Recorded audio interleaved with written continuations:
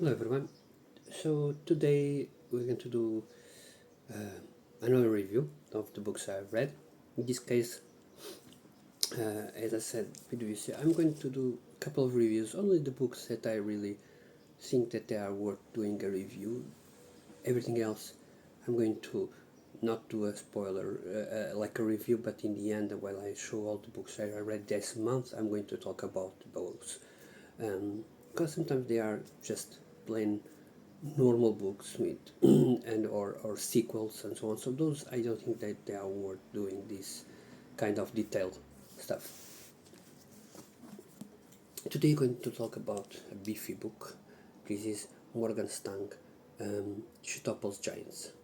Um, this is my second book of her. I read another book by her. No, sorry, the third book by her.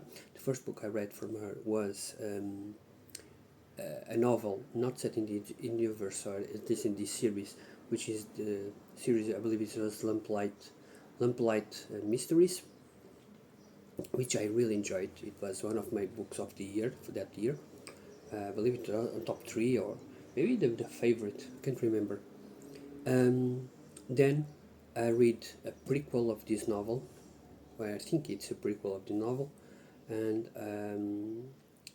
then I read this one.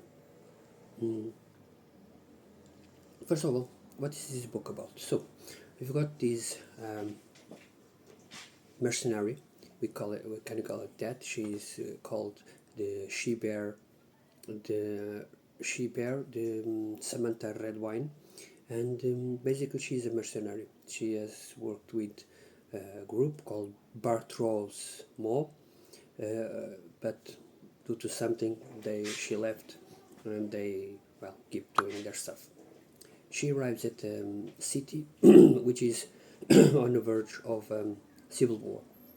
On our side, we have got the nobles, and the other side we have these these peasants that they are trying to find. They have like a common leader called Hevold, and he's like very unorthodox. Can you call it that? Because nobody would talk that he was. Today we'll call it like a communist or anarchist probably, because he doesn't want any kind of leadership. So he's trying to fight the power. He's a very mysterious kind of guy. On the other side, we have on our side, on his side, sorry, we've got also Bratros Mo, her previous gang, and she meets them there, and so they talk about stuff. We learn more about her, about the group, about individual people. And although she's not keen to join them in this struggle, she will help them rid of like a drug baron. That part she can do it.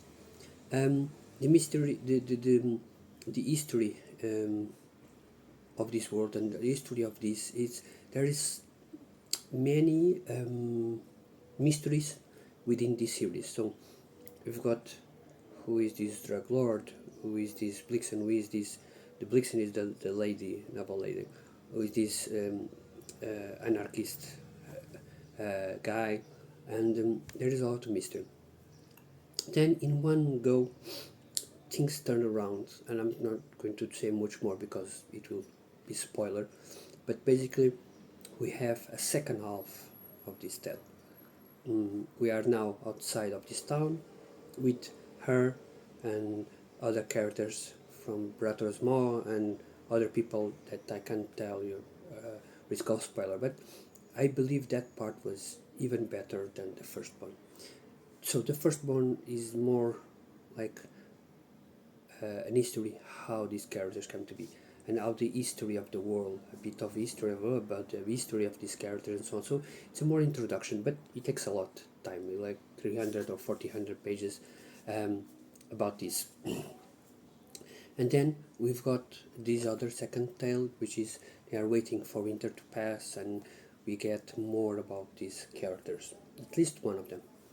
So I don't. I think that this book was a bit long, and maybe it could have been 2 books instead of one, but okay, cheaper for me. Um, I did enjoy a mercenary. I did enjoy some of the gang. I enjoyed mainly one of the nobles. It's the one we really know detailed, which is called Blixen, and the world building was good. If I have some complaints, would be the plot is all over the place. So we've got jumps around from one place to the other. Um, sometimes it's a bit slow, and at times it's very big. The action scenes is also that not not the favorite, not my favorite. But in the end, I enjoyed the book. Okay, not I gave it 78. Yeah, 78 out of 100. So it's a 4 stars, no doubt about it. Compare with the Lamplight, I did prefer that one to this one. There are some things that I enjoy, and I already talked about this. Then there is some stuff, but it's me problem. You can enjoy this, not about the plot or something like that. It's um, almost all of these characters, or at least the main characters, are all female. Um, the vast majority, if not all, are um, well, lesbian. Um, there are some sex scenes a bit odd. Um, at least it was not something that would me uh, again, but there are some scenes. I mean, the mercenary sometimes is very intelligent, sometimes she is used, and due to the sex scenes. Okay, so I don't particularly care about the foes to friends stuff and foes to lovers or whatever, and I don't enjoy that much. And this one had that. So yes, although I enjoyed the novel itself, and I want to read the second and the third and all of her books because I enjoy immensely how she writes.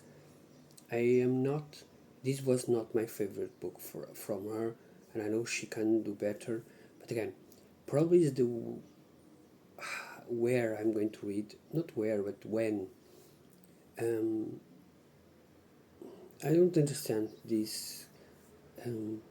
All these characters, female are lesbian. Okay, maybe Morgan is female and lesbian. I don't care, but there are too many. I don't know. There's a bit too much. To be fair, that's my opinion.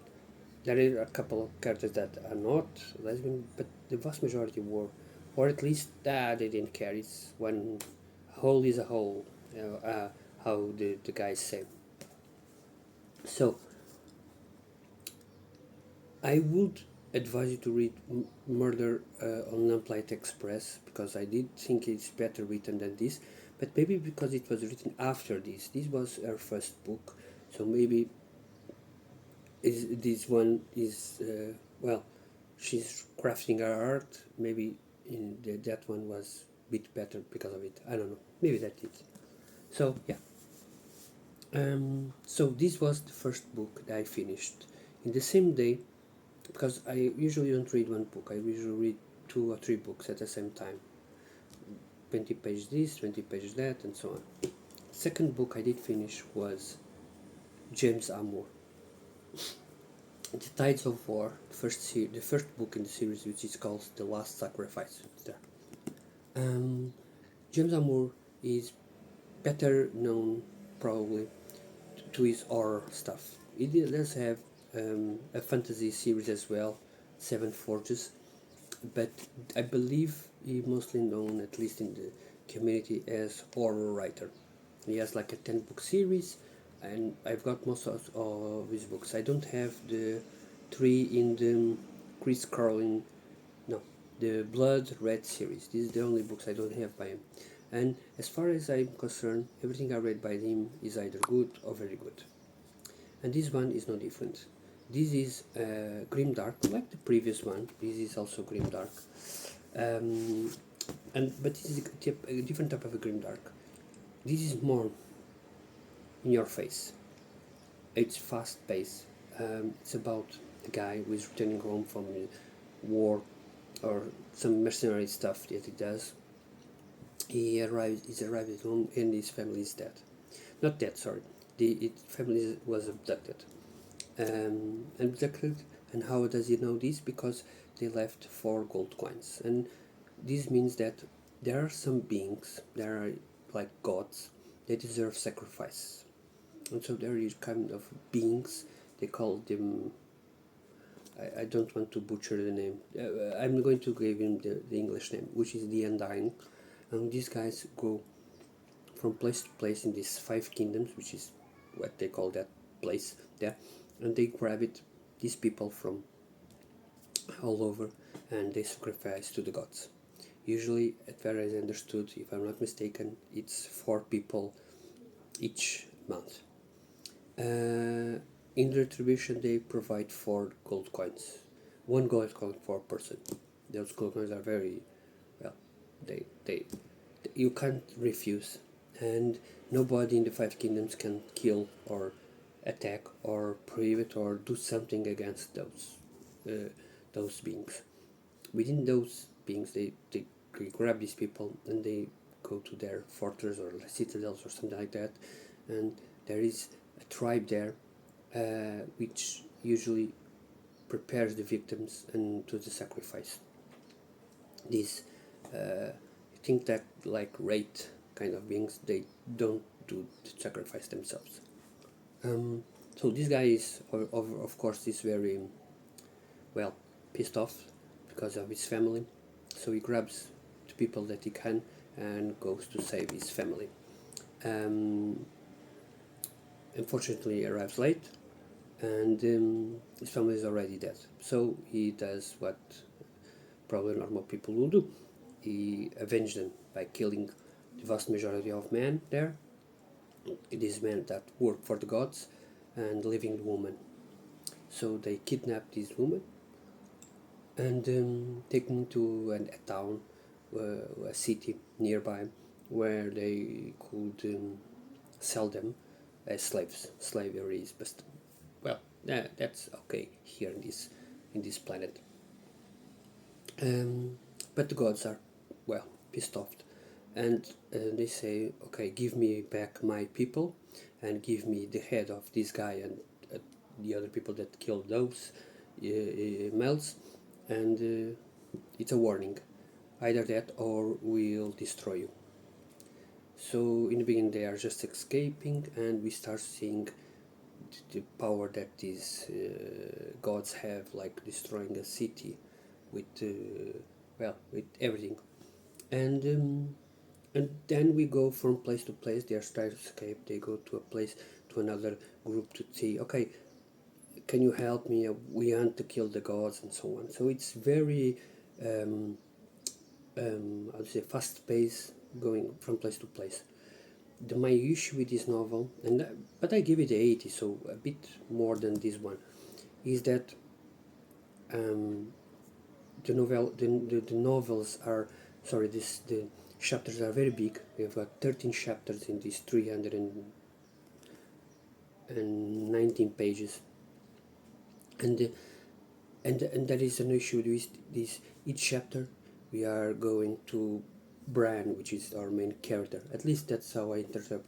Then we've got another, not chapter, but another within the chapter, to other people, another people, another people. So you're getting like 5 or 6 POVs within the same chapter. It was a bit confusing to get along. The names are weird, but I enjoyed. So much that and this one does end in a cliffhanger. So if you're going to read this one only, maybe to get a grip on James Armour, I guess we can do it. But be aware that this is the first of a trilogy. This one, no, you can read this. There is a trilogy, but you can read it without any issue. This one, no, you read this and you want to know more. You want to know more because you want to see the conclusion of this story. So I would say that the second book will enhance the story, and the third I would reduce that concludes.